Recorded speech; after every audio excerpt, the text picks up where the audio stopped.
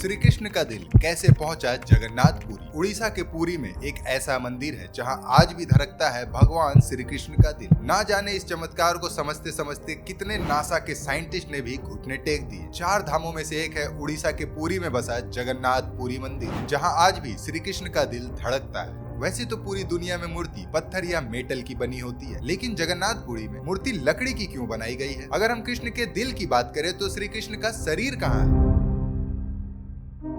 आज से लगभग 5000 वर्ष पहले जब महाभारत खत्म हुआ और दुर्योधन की मृत्यु हो गई, तब दुर्योधन की मां गांधारी ने दुख में बेटे के शव पर विलाप करते हुए ही कृष्ण को ये श्राप दे दिया कि आज से 36 साल बाद कृष्ण तुम्हारी मृत्यु हो जाएगी। तब भगवान ने मुस्कुराकर ये अभिशाप को स्वीकार कर लिया और ठीक इसके 36 साल बाद जब श्री कृष्ण वन में विश्राम कर रहे थे तो जरा नामक एक शिकारी ने हिरन समझकर श्री कृष्ण के पांव में ही तीर चला दिया, जिससे श्री कृष्ण की मृत्यु हो गई। ये बात पूरे द्वारका में काफी तेजी से फैल गई। इसके बाद पांडवों ने द्वारका पहुंचकर श्री कृष्ण के पार्थिव शरीर को पूरी रीति रिवाज के साथ अंतिम संस्कार किए। लेकिन पांडवों ने देखा कि चिता की अग्नि शांत होने के बाद भी उनके अस्थि से एक चमकदार प्रकाश बाहर निकल रहा है, जिसे उठाकर देखने पर पता चला कि वो भगवान श्री कृष्ण का दिल है। तब पांडवों ने श्री कृष्ण के इस दिल को लकड़ी के एक गट्टे के ऊपर रख द्वारकापुरी से पानी में बहा दिया। वो लकड़ी का गट्टा बहते बहते जगन्नाथपुरी के किनारे जा लगा, जिसमें श्री कृष्ण का दिल समाहित हो गया था। उसके उपरांत ही जगन्नाथपुरी के राजा महाराज इंद्रद्युम्न, जो भगवान विष्णु के बहुत बड़े भक्त थे, उन्हें विष्णु जी ने सपने में आकर बताया कि मेरा एक अंश तुम्हें पुरी में समुद्र के किनारे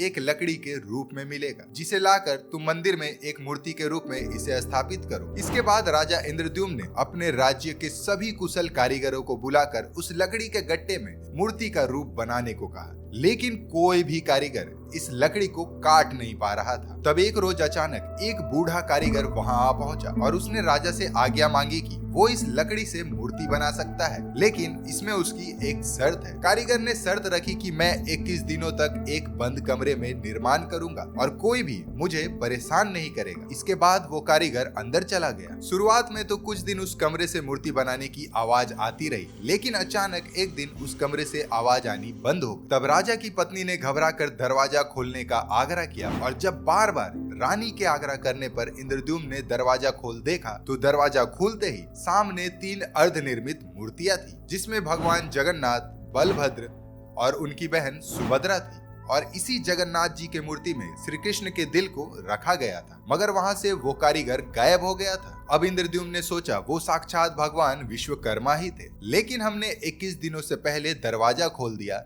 इसलिए मूर्तियों का निर्माण आधा ही हो पाया और फिर इसी मूर्ति का पूजा शुरू कर दिया। अब जैसे श्री कृष्ण के दिल की जगन्नाथपुरी तक पहुंचने की स्टोरी काफी इंटरेस्टिंग थी, वैसे ही हर 12 साल में उनके दिल को बदलने की स्टोरी भी काफी मजेदार है। पुराणों के अनुसार मान्यता है कि हर 12 साल में जगन्नाथ जी की मूर्ति से दिल निकालकर दूसरे मूर्ति में ट्रांसफर करना होगा, क्योंकि श्री कृष्ण के दिल से निकलने वाले रोशनी से एक तरल पदार्थ बनता है, जिससे मूर्ति की लकड़ी खराब होती है और जिस वक्त ये दिल बदला जाता है तो उसे किसी को भी देखने की अनुमति नहीं होती। इसलिए पूरे शहर की रोशनी काट दी जाती है। अंधेरे में पंडितों को आंख पर पट्टी बांधकर और हाथों में मोटे दस्ताने पहनकर इसे करना होता है। पुराने पंडित जिन्होंने इस प्रक्रिया को पहले भी किया है, उनके अनुसार जब उन्होंने श्री कृष्ण के दिल को हाथ में लिया था तो वो एक कोमल खरगोश की तरह था। और ये भी माना जाता है कि जिस भी दिन इस दिल को कोई भी देख लेगा उसकी मृत्यु हो जाएगी और पूरा उड़ीसा शहर ही डूब जाएगा।